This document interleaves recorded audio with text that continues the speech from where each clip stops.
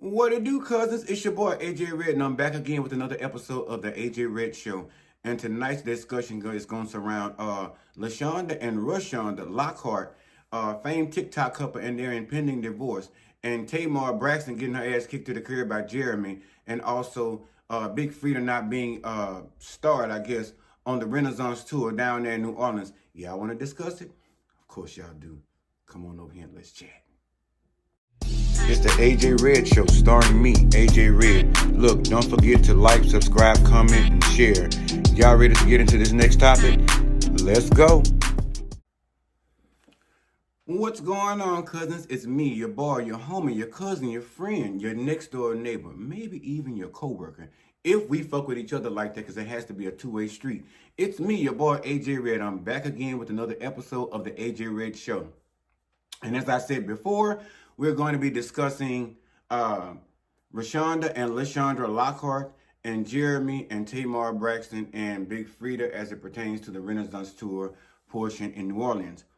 But before we get into all that, let's begin with that motherfucking subscribe button. If this is your first video, please go ahead now and hit that subscribe bell so that when I upload or decide to go live, you will be one of the first ones to receive these videos and comment on them and hang out with me. Also, make sure to like these videos. They say on YouTube they're helping me out a lot, so we're gonna find out. Like I say, tell y'all all the time over there in the analytics section. And make sure to drop down in the comments section and let me know what you guys thinking about these videos and the topics there that I've discussed on the show in that segment. And always remember to share these videos with a friend, family member, and never children, because I'm telling y'all right now, it's not always PG-13. Most of the time, it ain't PG-13. But look, real quick, even before we get into tonight's topics real quick, I was sitting there saying to myself, I have recorded this video once already. And the crazy part about it, I had a little procedure. I had an extraction, but it turned into a surgery like 5 minutes into the ordeal. And some shit went down, and so they put me on some painkillers, and the painkillers, when I recorded the video, y'all, I recorded the fucking video Thursday. And I just knew I saved the video and edited and did everything with it, getting ready to post the motherfucker, and couldn't find the goddamn video nowhere. So if y'all saw me in that video, I was a goddamn mess anyway, and I kept telling you, I kept pausing and shit, damn near slapping at the goddamn mouth like some kind of fucking nursing home patient over there at Shady Pines. But so that's why I could not find the video. So I explained then in the video that I was out for a while because I had that, what was supposed to be an extraction that turned into a surgery 5 minutes in. And I'm going to tell y'all this little story real quick, and then I'm going to get into the topics, because I ain't going to be before y'all very long, because I'm still on these medications, but I ain't took none today, so I'm drinking a little bit off camera. I had a couple of shots, but to give y'all that backstory as to what went on. So I know y'all been in the comments telling me, you know, take care of yourself, yada, yada, yada, all this different stuff. Y'all showing me love, which I so much dearly appreciate. I heart all of you guys that are checking on me in my inbox, emails, and all that good shit. So what happened was I had an extraction scheduled for October 4th. And that's why the segment did not air with myself and the girls, AJ and the crew. I forgot about it, and I got the call and had already taken off of my 9 to 5. So I went ahead, as afraid as I am of the fucking dentist. Let me tell y'all something. I don't know how y'all feel about the dentist, but the way I feel about the dentist is, and it's not who they are, but it's what they do. I'm just frightened as fuck. So even though I took the day off for this little extraction, I was scared as fuck going in. So on the drive there, I thought about turning around like 3 or 4 times and going home and just relaxing, taking some more pain medicine, and just, you know, just kind of thinking things through. But I was like, bitch, business has to go on as usual. This has to get done. So went ahead, got there, went through the motions. When the man came, the dentist came and explained everything, told me how everything was going to be. They had me sign these motherfucking forms that said, if then some shit happens, you already talked about it or read about it and you acknowledged it, right? And so I had to initial and sign that shit. So then the dentist comes in and we're going to numb you up. And I'm like, oh my God, I fucking hate going to the dentist. So after he numbs me, I'm sitting there and I'm by myself, and I'm like, I have anxiety and claustrophobia real bad. So I'm sitting there, this motherfucker numbed me up, and I damn near teared up after the fact, staring out the window into the rain over here that particular day. And so I brought myself back to, I put a little jazz music in my ear, and I said, I'm going to go about my way and get this shit done, be a big boy and get it taken care of. Well, he comes back, you know, they numb me up. I got to go pee and shit because I'm a nervous pisser, and not to mention my blood pressure medicine, but I'm a nervous pisser. And if I got to take a flight, God help me having to go find a bathroom to side up on the toilet somewhere and have to go bump it. But had to go tinkle, came back, and then the man started. So when they started, I put my earbuds in, started my jazz music and stuff like that. And they, you know, getting into the thing or whatever. And he yanking and pulling and snatching and shit out of my head, doing all kind of different shit. Turn to the right a little bit more. Okay, cool, got you. But somewhere along the way in the procedure, he said, well, okay, we're going to have to do, you know, a little bit more than we planned. And I saw a scalpel, y'all, and I heard that motherfucking machine turn on that weep. Y'all know that motherfucker that scares everybody when you walk in the goddamn dentist. I'm getting to the goddamn topics. Okay, cousin, I'm just telling you about my week, okay? All the shoveling and shit. So I had the shades on. I had my eyes closed the entire time. When I finally opened my eyes, I saw the scalpel and shit and him just moving. I was like, oh my God, he is fucking me up. You know, inside my mouth. This motherfucker is surgerizing the shit out of some shit up in my motherfucking mouth. He fucking me up. And then I hear him say, get the gauze and dab and catch that. I'm like, well, he doing a number on me, you know? So then they get the drilling and get the saw and shit, the little buzz saw, and get the, you know, doing some shit up in there. And I feel little things flying, hit my forehead and my hair and shit while I'm laying back. I'm like, well, damn, you know, they really fucking me up. And they got this little thing in my mouth to hold that bitch open to do all the suctioning. End result, y'all, basically, the man had to numb me 2 more times before this procedure was over. And by the time, that didn't really help me too much. It kind of numbed it even more than Novocaine for maybe like about 10 more minutes. In 5 minutes, he said that he was about done. By the time he was done, I still was feeling everything in this little section right here, right? What confirmed that he had been fucking me up with that scalpel and that motherfucking blade, that little zip, that thing that whole while, was the fact that he turned and say, we got to stitch you up. I was like, God damn. He didn't listen. He done open my motherfucking mouth like Sexy Red's pussy, like wider than part of like the Red Sea. And I'm like, even in the things I've done in the privacy of my bedroom, that ain't never happened before. So I'm like, okay, he done fucked me up because he got to stitch it. And I feel, you know, the stitching part, and I feel him pulling the stitches tight in the motherfucker. I'm like, okay, well, this motherfucker is going to be closed and healed very well. By the time the procedure was over and I'm going downstairs out of the office building to go into the pharmacy to pick up my pain medication to last me, you know, for the aftermath, the Novocaine had done wore off on the elevator.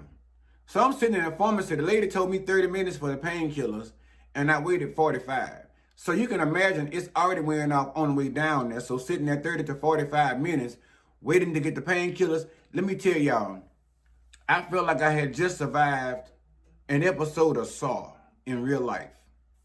And they started with the tooth pulling, and they ain't used no Novocaine. I felt like maybe somebody decided to show me a little mercy to me in the beginning, but towards the end, they said, oh, bitch, you're going to feel all of this. I felt like my jaw in this part right here was straight dislocating. I feel like I caught lockjaw. But I came home, took care of everything, took care of myself, grits and gravy, mash and gravy and shit like that. And when I recorded this video the first time, I could barely really speak. But I was pretty, that's a lie, no. I could speak pretty well, but I had to take more pauses to actually swallow. And I'm not that great at it yet, but the stitches have started to kind of, they're dissolving stitches. So they just, you know, started coming out. So I'm guessing I'm healing better. So this is like day 3. And so I'm doing better. But like I said, when I recorded this shit the last time, I paused so many times, had I really, let's just say this. It wasn't meant to be posted because I had to have so many pauses. I looked in the camera like this here and was trying to figure out where the fuck I was and where I was at, because every now and again the camera started doing some shit like moving this way slowly and then back that way slowly. And I was like, wait a minute. I hadn't been drinking anything, but I took that goddamn, they gave me, I had hydrocodone 10 and acetaminophen with codeine 3. And let me tell you, yeah, when I did that video, I was feeling mighty motherfucking fine. And I was trying to get y'all to understand it, but apparently had I aired that video, y'all would probably said, this bitch over there doing some other shit other than what the dentist gave. But anyway, that's my little backstory. I'm 9 minutes and 54 seconds in. Let me get on to tonight's topics. So famous married couple, TikToker couple, Rashonda and Rashonda Lockhart are now in impending divorce. If you remember, she's always the chick saying phrases like,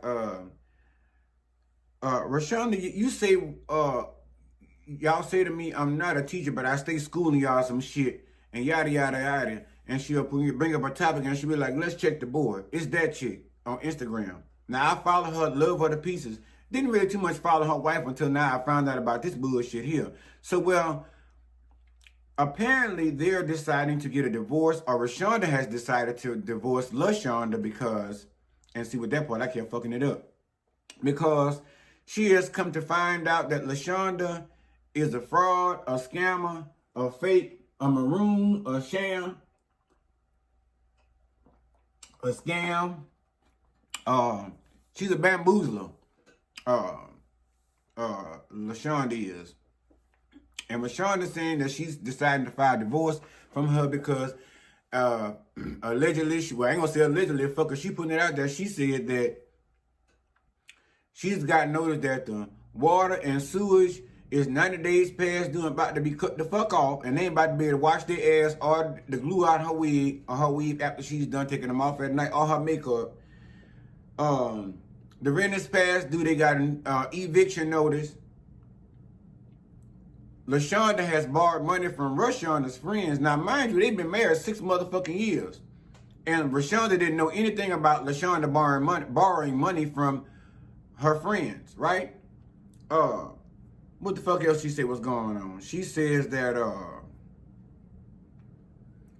the lady, she didn't know the lady had been to prison before. She didn't know Lashonda had been to prison before. Lashondra had been to prison before for scamming and shit.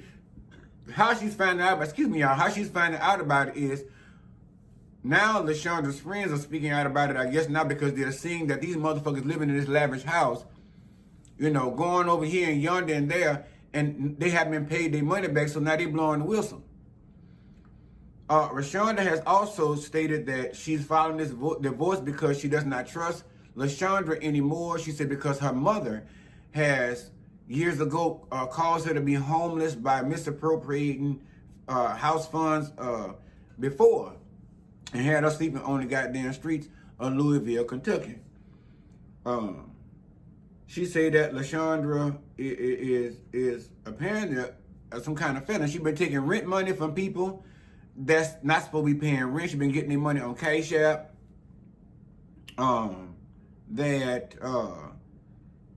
She been doing just a lot of felonious shit. Now, I will tell you the befuddling part of this shit was that while Rashonda was making these allegations and doing interviews with motherfuckers on TikTok and Instagram and Facebook, and not Facebook, and YouTube, Lashondra just kept on doing daily devotionals.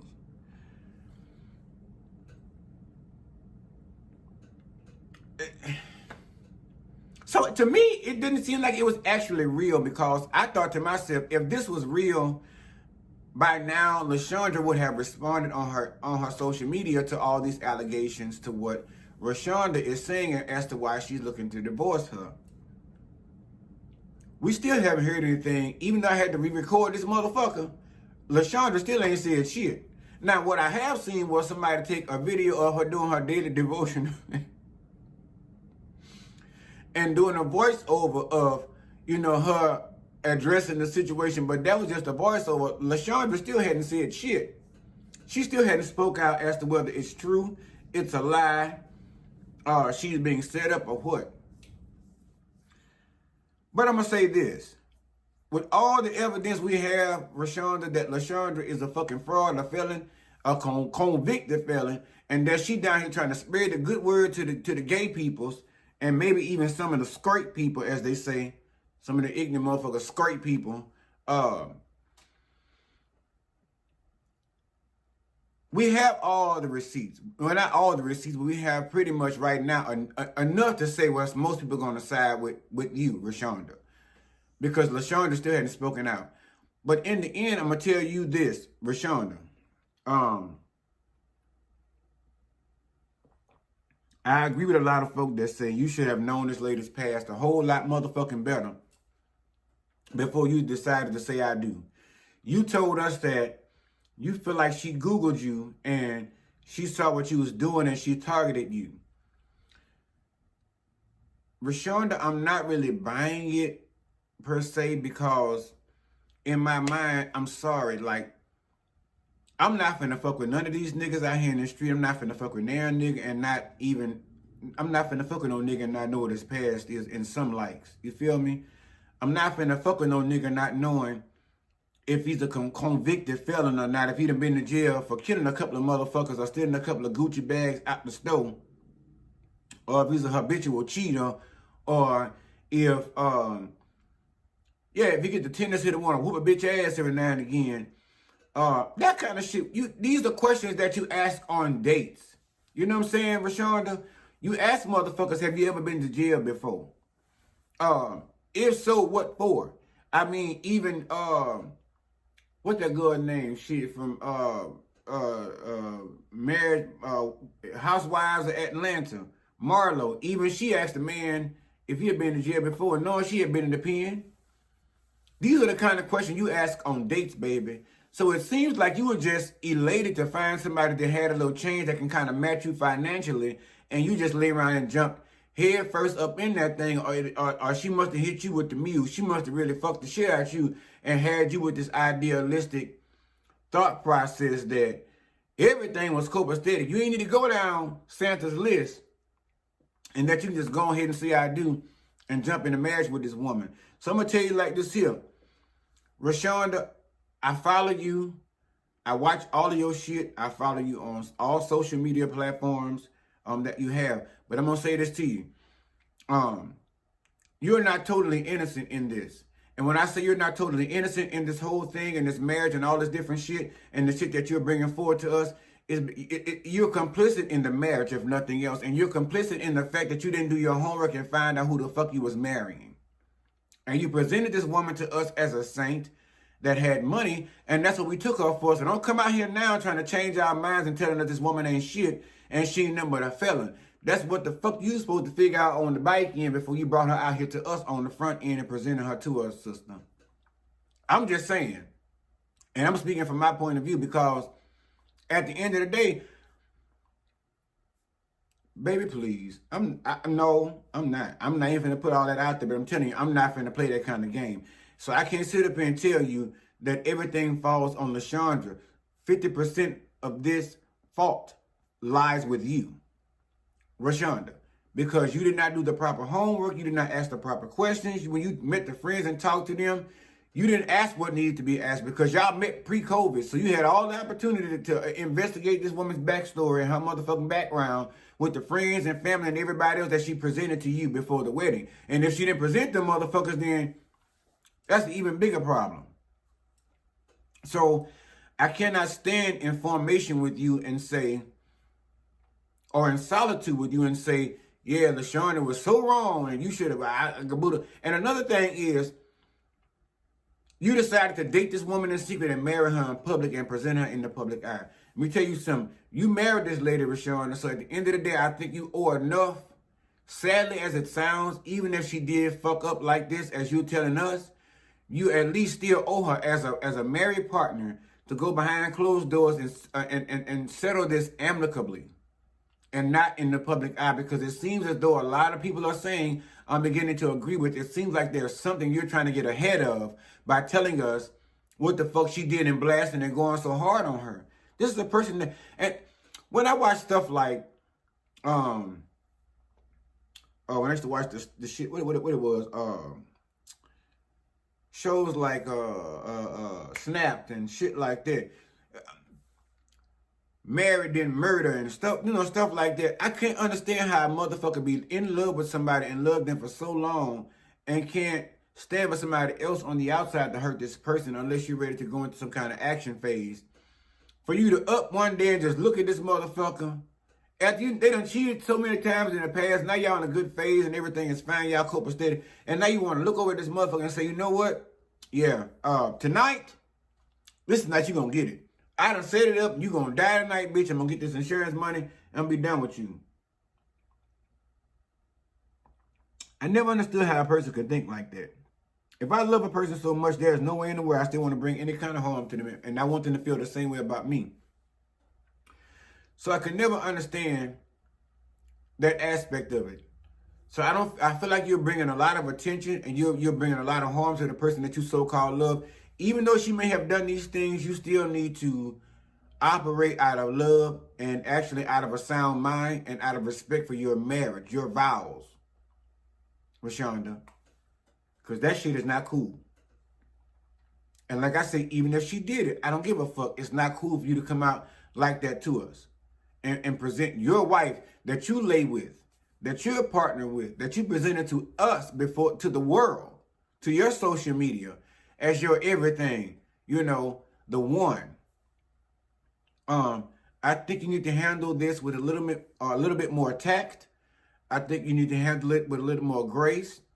And most definitely and biggest of all, you need to handle it with a little more privacy. And it just be like everybody else and let TMZ or somebody else on social media find the shit and put it out. Don't go out there and spray yourself with your own shit and spray your partner because you make yourself look bad too, Rashonda. To Lashondra, I say this to you. Bitch, if you did it, sorry, Lonnie, can't help you. Listen, you done fucked up. If you did all this idiot-ass stupid shit, you done fucked up. And I understand why trust has been lost with your stupid ass. You get your beady-eyed ass up on here talking about some daily devotional. Bitch, get up on here and tell us what the fuck really happened. Did you scam these folk out of rent money? Or y'all about to be evicted? Is the lights and the water about to be turned off over there at your house?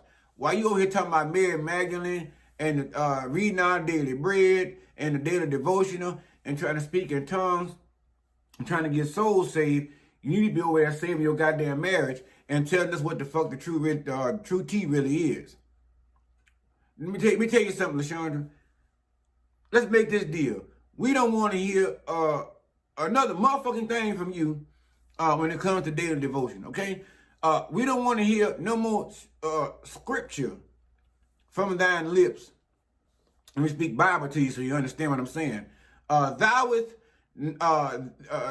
Shalt not speaketh upon thine lips any other daily devotional Shut the fuck up. Don't say nothing else until you ready to come the fuck out and address these allegations in which your wife done put you the fuck under. And we'll be all trying to figure out whether we should be scrutinizing your motherfucking beady-eyed, gray-headed ass or whether we should be side-eyeing Rashonda. No more. No more, we say. We don't want to hear nothing else from you. We don't want to hear you read 2 Timothy 2:15. We don't want to hear none of that. Because y'all go look it up, 2 Timothy 2:15. And you need to apply that to your life if you want to be in the Bible. But shut the fuck up. Don't get up on TikTok, Instagram, ChristianMingle.com. Don't get up on YouTube. Don't get up on Facebook. Don't get on Twitter. Don't get on any of those platforms telling us anything else that came from the Bible.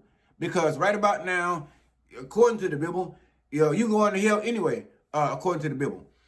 So don't tell us anything thou hast said about thus said thee thou the Lord. Shut the fuck up. The next thing we want to hear out your mouth is, I did it and I repented. I repented for it and I'm sorry it. Other than that, we don't want to hear nothing else from you. But all in all reality, I spent enough time on this topic. I really think in all totality, truthfulness, honesty, The two of you married ladies need to come together in some kind of agreement and decide that this conversation needs to happen at a later date, and it needs to be presented better, and it needs to be dealt with in the privacy of your home, because it's not right. Moving on, as we all know, y'all saw Tamar got robbed at the car and shit, and clearly from Jeremy, that must be at Evelyn's house, I think. But when she made the statement, she said, I don't trust people. I don't want to be around people. I'm not safe with nobody. Oh, yada, yada, yada. You know, all this different shit here. Listen, Tamar, shut the fuck up. Because we got the scoop now. Jeremy told us everything. Because you want to sit there and say, now you want to come out how about, oh, I dumped Jeremy. No. Linda, listen. Jeremy told us already. He dumped you. He said because you was staying at your mama's house, he put all the tea out there. You was staying at your mama's house. He said he wasn't with you even then. When your car got broken into, so how the fuck could he been a part of it? Because she alluded to that, allegedly. But Jeremy said he wasn't with you even then. So you couldn't be motherfucking talking about him. He said he dumped your ass. He said because he could not be associated with a bunch of negative energy all the time. And let me tell you something. I agree. Tamar, you have a tendency to be negative than a motherfucker. I done watched you away with TD Jakes. I done watched you away with Young Levon Zahn. I done watched Miss Evelyn about to get ready to slap the slide out your motherfucking mouth because you ain't know how to keep your motherfucking dick suckers closed all the way home.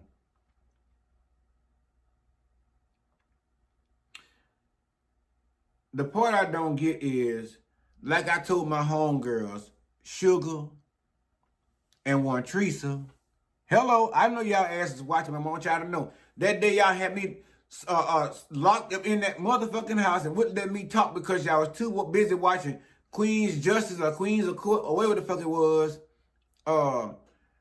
Talking about Tamar. There was a fine episode when Tamar ended up with that white boy, Jeremy. Oh, she been healed. She deserves love. And she needs this. And she ready for it. Now, I told y'all motherfucking ass that bitch was not ready.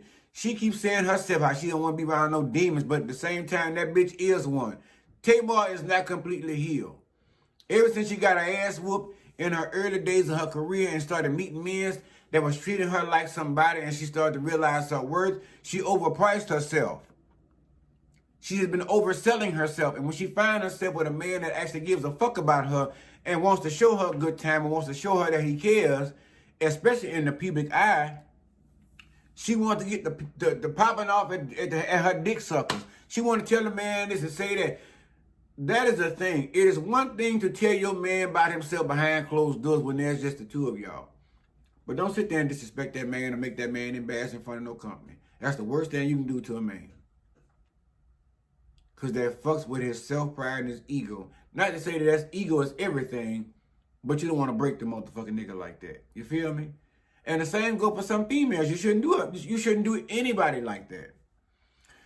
But the bottom line is, like I told him, she had a good man in Vincent Herbert. Business just did not mix well. If you ask me, when I watched the motherfucking reality show of Vincent and Tamar Herbert, or whatever the fuck it was called, everything was going well until they got into business together towards the fucking end. Because Tamar wants what she wants. And that's the thing with it. You have to be willing to compromise, my friend. When you're in a relationship with somebody, on a marriage, things have to be able to be compromised. It can't always be no hard no. That's not how it goes. And that white boy say, I got the fuck around that bitch because she was negative. He said he told Tamar to get the fuck. Because he couldn't deal with her no more. So, honestly, people can say, well, he cheated. He didn't cheat on nobody. The bottom line is the man was still going hard and standing 10 toes down deep for Tamar when his baby mama was talking about she was a fucking whore and how she fucked over their relationship and their marriage when Tamar allegedly was nowhere around. He still stood in for her. But that man said he wanted to do his own thing, get his career back on focus. He never wanted to be in the public eye with Tamar. And let me tell you something. I've witnessed Tamar sing in real time in concert many a days. But matter of fact, over here in Texas, not too long ago, I think about a month or two ago, I wanted to go see her in concert, then buy some tickets. But this bitch was in Hockley, Texas. God, I'm not coming out there no 2.5, 3, 4 hours in no fucking Hockley, and then got to stand the fuck up all goddamn night long and listen at you sing all the way home. And I'm sitting there thinking about myself going all the way home because my knees and my motherfucking cankles about to buckle and drop me to the fucking floor because now you done did a whole goddamn catalog of music and I ain't got nowhere to sit in this bitch. Let me tell you something, Tamar. The next time you decide to plan some shit and come this motherfucking way or anywhere else, go somewhere and get yourself a venue where bitches can sit down. We don't want to stand up all goddamn all night long listening to you sing. That's too much. That's for Tamar, that's for SZA, and that's for, what her name is, Summer Walker. Although Summer Walker crazy than the motherfucker had these times, allegedly she won't even perform too much. She got social anxiety. So I guess she gonna fuck around and come out and be a one-hitter quitter. I don't know. That's allegedly. But the bottom line, the point I'm trying to make to you is, Tamar, I'm not finna pay no goddamn 75. I mean, the ticket was all right. But to come out there and stand up all goddamn night and get to I'm drinking my drink, getting drunk, and I gotta stand there all night, bitch. Nope. Me standing up for 3 hours or so, or 2 hours, nope. I wanna sit down, get comfortable, drink my drink, feel good, enjoy the show, and let you do the goddamn work. You the bitch need to stand up for 3 hours, and if you need to get you a stirrer and lean on that bitch. But don't do that shit. That's why anybody come to the concert, because you're doing shit like that. Because I ain't coming. But the bottom line is, Jerry told her to get the fuck. And they separated, they ain't together no more. That's the end of that period. That's the end of that story. Now, moving on to the next thing. Now, although the Renaissance tour with Beyonce and Blue Ivy, oh my God, my little niece Blue Ivy. Now she my niece now, because at first, you know, me and Beyonce didn't even rock together. Now, which one of y'all motherfuckers will get here and fuck with me now? It's cool. Bitch, I'm part Beehive. So don't get on here trying to play no bullshit games. But anyway, like I said, my niece is why I went to the concert in the first place out here in Houston on the 24th of September to see them perform. I really wanted to go see Blue Ivy dance, and I'm what they call now I'm part of the Ivy League. So I mean I'm part Beehive, and the rest of me, the majority of me, I guess, goes to the Ivy League. I'm an Ivy Leaguer. Sorry, not sorry. But if you recall, one of those stops after Houston, the next stop was going to be in New Orleans, which was that Wednesday, I think the 27th of September. As we know, over here in Houston, Megan Thee Stallion performed Savage with Beyonce. She came out on stage both nights, and she performed both nights, and she performed, and I told you in my last video how tearful she was and how grateful she was to have been in the presence of Beyonce and to have actually performed the song live with her on stage. Now, there was a buzz, honestly, before. I know for myself there was a buzz in my ear. Beehivers were in my ear telling me that Big Freedia was going to perform Formation in New Orleans with Beyonce. But somehow or the matter, that didn't happen. Aries Cannonboss, part of the AJ crew, she actually went to that show, and she was actually on floor seats, and she was not very far. She was in the same vicinity of Big Freedia. And it was murmured that Big Freedia was supposed to perform Formation that night on stage with Beyonce. Now, one of the things we discussed was, y'all know how Beyonce likes to do NDAs. She, bitch, shut the fuck up about what the fuck we talking about and different yada yada yada. We're suspecting that maybe somebody that was in Big Freedia's camp on the outside got word of Big Freedia supposing to have been on performing formation with Beyonce, and they put the word out prematurely, and Beyonce decided to cancel that portion of the show in New Orleans. Now, that's just a thought. That's not facts. With that being said, what sparked in my mind that made me think that this is what happened was because Big Freedia made a comment and posted finally, because after several days she didn't post anything about the Renaissance concert in New Orleans, right? Big Freedia. And here recently she posted, I think last week or something like that, the first week of October, she posted something about her going to the Renaissance concert. So she had this other comment saying basically, and it wasn't in the same post, she said it before, it's funny how people like to use your voice but not your face. This I wasn't drugged up enough. I remember this portion of the last video I pre-recorded. Big Freedia, I'm gonna say this to you. Beyonce thought enough of you to put you on her Renaissance album as a featured artist for Formation, right? I say to you this. Consider that an honor and go about your way, sis. And I'm going to tell you like that. The reason I say this is because Big Freedia, bitch, you an icon in your own status. If you think about it, Beyonce couldn't do this album consciously without bringing you in when she's doing house music and bounce music and stuff like that and bringing that back, which is what you stand for. If you think about it, Megan Thee Stallion, Big Freedia, T.S. Madison, Blue Ivy are all artists that are featured on this album in some way, shape, form, or fashion.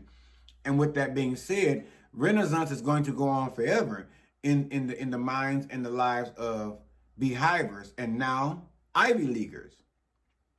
But you have to stop and think and realize too, Big Freedia, it's going to go on in the mind of also T.S. Madison fans. It's going to go on in the minds of Megan Thee Stallion fans. And it's also going to go on in the mind of Big Freedia's fans. Because, bitch, I've been a fan of yours long before you got with Beyonce. You know we used to hang out back in the days over there in New Orleans. We used to bounce all goddamn night. You bitch used to be on the mic all night, freestyling and shit. We'll be down to New Orleans in the bar or in the club. These bitches freestyling all night to about 6 in the morning. By the time you come outside the motherfucking club, the birds is chirping. The sun is coming up. Now it's time for a bitch to go down there to Denny's and see what the Grand Slam is talking about. Because don't get me wrong, back in them times, wasn't too long ago, back in them times, Denny's was the shit. With their Grand Slam was hitting. IHOP and Waffle House, they was the shit. Don't get me wrong, but Denny's was the shit back then. And we used to leave out that motherfucking club and go to Denny's, have a good time. It'd be about 60 or 40 motherfuckers, 20 motherfuckers, whatever. Go on down there, have a little something to eat, have a good time, drink a little more, have a little coffee, and then me and my homies be on Marlin, all of be on our way back to Baton Rouge about 7:30, 8 o'clock.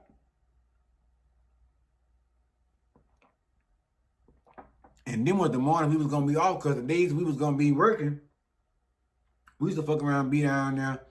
Yeah, at about 5 in the morning then, because we got to use 5:30 and 6 o'clock to get back down there to Baton Rouge to go down there and get that job.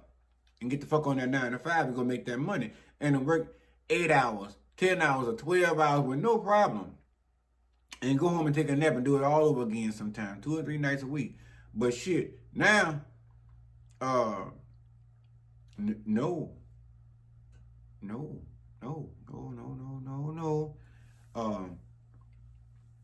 If a motherfucker, it's 9:02, if a motherfucker call me right now to I want to go out, what time y'all going is one question.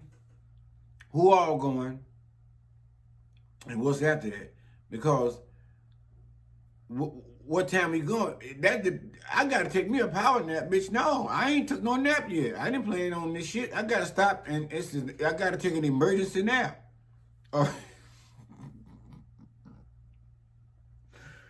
I'm not the same man I used to be. I'm not no fucking 20-year-old, no early 30-year-old. I am a man of a particular age. If a motherfucker to call me now, back in the day, you come over here, fully, my friends, and stop by my house fully dressed. Where the fuck you going? Oh, bitch, I'm about to go yada, yada, yada. You need to come on get dressed. Oh, I go on upstairs and put the whole beauty regimen in and all that shit, get dressed and find a fit and start buying liquor and get ready. Now, shit, don't stop out here with this bullshit. No, don't come on here with that stupid shit. Tomorrow, I'm going to the bar. Well, I'm glad you stopped by. I'm looking at $1,000 pyramid with what that boy name is, shit, Michael Strahan. I ain't going out there with you amongst them people. I'm not still peopling like that. Don't get me wrong. I like to go out, but it has to be sporadic. It has to be a mood. But I got all off subject with myself. Big Freedia. This is the thing. Even if that is what happened, I don't want you to get down in the dumps about it, friend. I want you to understand that you have your own fan base and that your name is going to be on Renaissance. Your name is going to go down in history. Hell, when they hit AMC theaters, Beyonce is now already looking to go to AMC theaters and put her concert in theaters. Now, they're going to have y'all voiceover in there. I don't know. But the bottom line is the Renaissance is going to live on forever. And you're going to be a part of that. So count yourself blessed and count it as a collaboration. You made your money off of it. I'm sure Beyonce has paid you whatever you guys agreed upon. And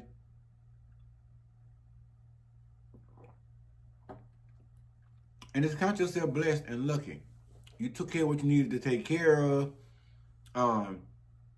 You've been in the public eye. I'm looking to go on. I've been trying to find your website, bitch, so I can go buy a pair of these shades, from, a couple of pairs, actually, because I want to sponsor the brand. I want to always make sure to give or patronize African-American artists or African-American people. I'm not saying that I don't purchase things at Caucasian places, because listen, I know some Asian places. I'm probably never gonna stop fucking with them unless somebody pull out a doggy or a cat they're frying in the kitchen. I'm going down there and get them motherfucking catfish strips from John Seafood in Baton Rouge on Scenic Highway. I don't give a fuck what y'all say. Whenever I come to Baton Rouge, I'm making a stop there.